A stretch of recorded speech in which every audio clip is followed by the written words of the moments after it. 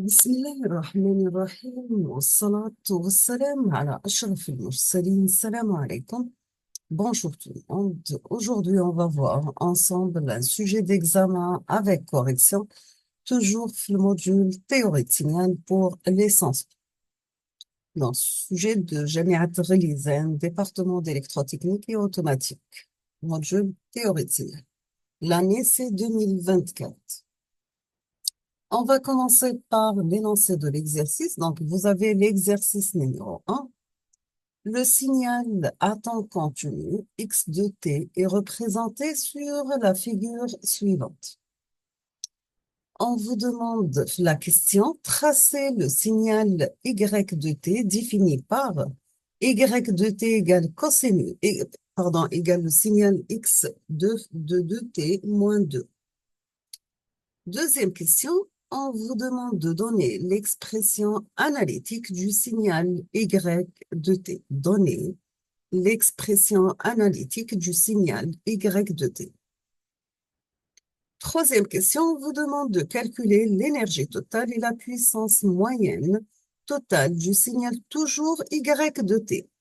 Sachant que x de t prend la valeur t l'intervalle entre 0 et 1, et prend la valeur 1 l'intervalle entre 1 et 2, et prend la valeur 0 ailleurs.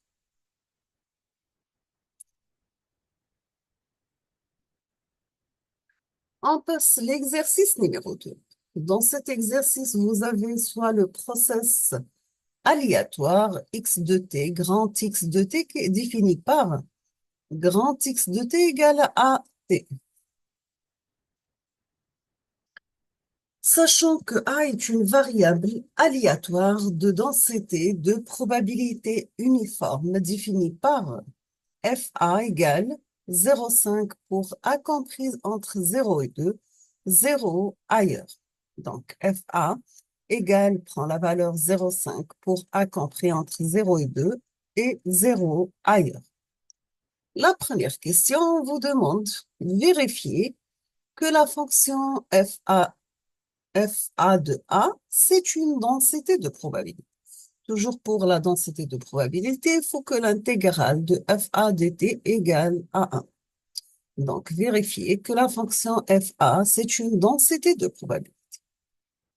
La deuxième question vous demande de calculer la moyenne du process. C'est l'espérance E de x de t qui est égale l'intégrale de x par x de t. dt, bien sûr. Troisième question, on vous demande de déterminer la fonction d'autocorrélation du process Rxx de t et t plus taux. Déterminer la fonction d'autocorrélation du process Rxx de t plus taux. On termine avec la dernière question dans cet exercice. On vous demande, quatrième question, est-ce que le process est-il stationnaire au sens large? Est-ce que le process est stationnaire au sens large? Et justifiez votre réponse, c'est-à-dire lequel de il est stationnaire. Pourquoi? Lequel est stationnaire? Pourquoi?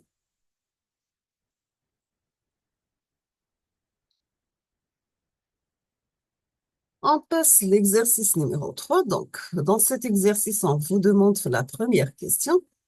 Déterminer la transformée de Fourier du signal z de t. Z de t prend la valeur 2, l'intervalle entre 0 et 1, et 0 ailleurs. Pour le calcul de la transformée de Fourier, donc, on va faire le rappel. La deuxième question vous demande de déduire la transformée de Fourier du signal, cette fois-ci h de t, qui est égal au signal z de 2t moins 1. Z de 2t moins 1. On passe le rappel. لكن عندنا f de t عندها la transformée de Fourier تاعها f de oméga. Dans ce cas, comment on calcule la transformée de Fourier d'un signal? Donc, on va poser f de oméga, c'est la transformée de Fourier de f de t, tout simplement. C'est un calcul d'intégrale de moins l'infini à plus l'infini de f de t par exponentielle, moins g oméga t dt. Maintenant, si on va parler de f de t moins t0, bien sûr, en passant par les propriétés de la transformée de Fourier, ça sera exponentielle moins g oméga t0, f de oméga. On termine avec la dernière propriété qu'on va l'utiliser dans la question numéro 2. Anna, f de at a pour transformée de Fourier 1 sur la valeur absolue de a, f de oméga sur a. D'accord?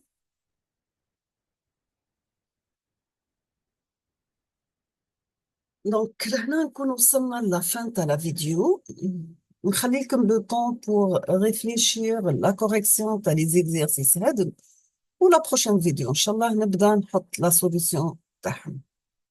Je vous souhaite bonne chance, bon courage, beaucoup de succès et à la prochaine vidéo. نقول لكم أستودعكم الله الذي لا تضيع ودائعه. حظ موفق للجميع. شكرا.